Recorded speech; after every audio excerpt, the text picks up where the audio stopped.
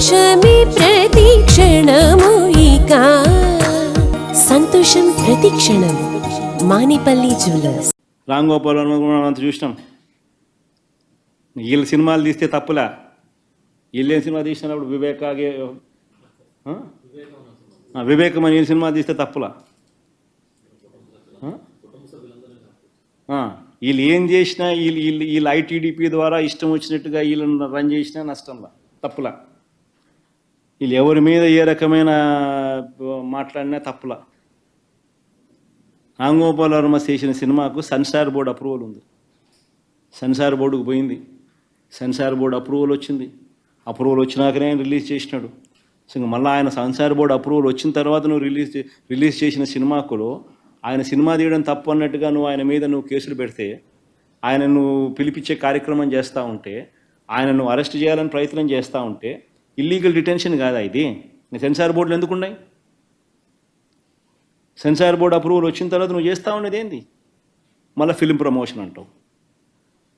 నీకు నచ్చిన వాళ్ళని మాత్రం ప్రమోట్ చేస్తే ఫిలిం ప్రమోషన్, మిగతా వాడు ఎవడైనా కానీ నీకు వ్యతిరేకంగా సినిమా తీసినా ఏమాత్రం వ్యతిరేకత ఉన్నా కేసులు పెట్టడం, అరెస్టులు చేయాలని ప్రయత్నం చేయడం,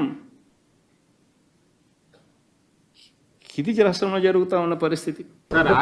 నోటీసులకి స్పందించకుండా ఆయన తప్పించుకుని తిరుగుతున్నారు. ఆయన ఒక్కళ్ళే గారు, మిగతా చాలా మంది కూడా విచారణకు రమ్మంటే రాకుండా తప్పించుకుని తిరుగుతున్నారని చెప్తున్నారు. పోలీసులు ఆ విధంగా వాళ్ళు పట్టుకోలేకపోతున్నారా, లేకపోతే ఏంటి అసలు? అంటే చిత్తశుద్ధి లేదా పోలీసులకు వాళ్ళకి అరెస్ట్ చేయడానికి కానీ వాళ్ళు పట్టుకోవడానికి కానీ, లేదంటే వాళ్ళకి తిరుగుతున్నారా? ఏంటి sir? Let the police do their job, let me do my job. నా పని నేను చేసుకున్నాను, వాళ్ళ పని వాళ్ళు చేయాలి కదా. గత గవర్నమెంట్ లో అయితే ఎక్కడున్నా కదా పట్టుకొచ్చేవాళ్ళు, చెప్తున్నారు వాళ్ళు ఢిల్లీ నుంచి కూడా పట్టుకెళ్ళిన సందర్భాలు అలా అనిపించట్లేదా ఇప్పుడు?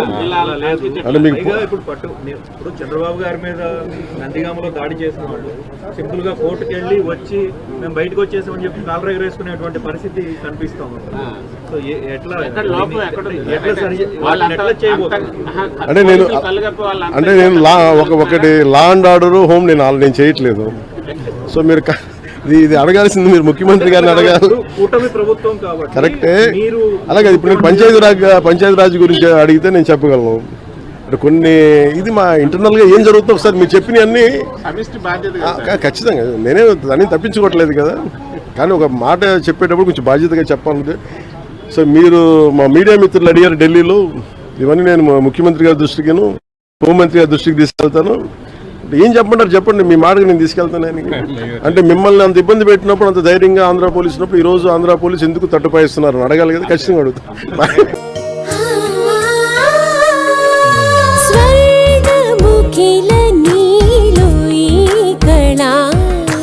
వజ్రవైడూర్యాలంకరణం మణిహారం మహాద్భుతం సంతోషమే ప్రతిక్షణము ఇక శుభప్రదముగా నీవు రాగసిరుల వేడుక సంతోషం ప్రతిక్షణం మానిపల్లి జ్యువెలర్స్.